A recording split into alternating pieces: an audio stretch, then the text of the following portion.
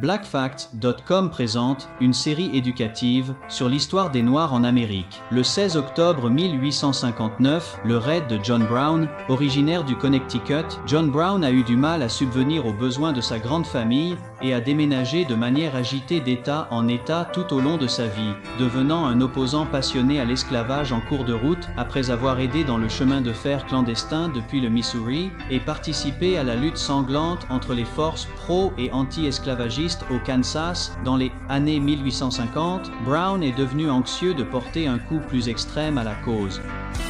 Dans la nuit du 16 octobre 1859, il a mené un petit groupe de moins de 50 hommes dans une attaque contre l'arsenal fédéral de Harper's Ferry, en Virginie.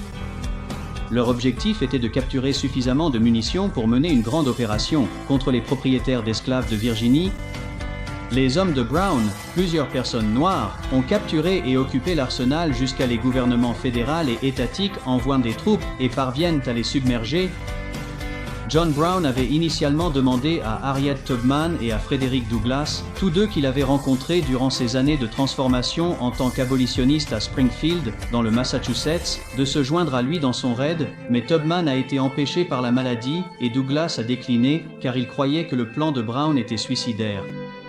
Le raid a suscité plus d'excitation aux États-Unis que ce qui avait été observé depuis de nombreuses années. Il a été largement couvert par la presse à l'échelle nationale. C'était la première crise nationale de ce type à être médiatisée grâce au nouveau télégraphe électrique.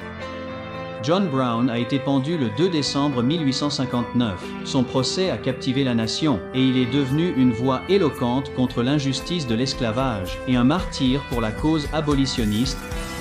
Tout comme le courage de John Brown a retourné des milliers de nordistes auparavant indifférents contre l'esclavage, ces actions violentes ont convaincu sans aucun doute les propriétaires d'esclaves dans le Sud que les abolitionnistes iraient jusqu'à tout pour détruire cette institution particulière.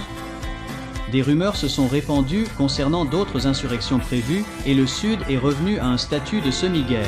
Seule l'élection de l'anti-esclavagiste républicain Abraham Lincoln à la présidence en 1860 restait avant que les États du Sud ne commencent à rompre leurs liens avec l'Union, déclenchant le conflit le plus sanglant de l'histoire américaine. Pour en savoir plus sur l'histoire des Noirs, visitez www.blackfacts.com.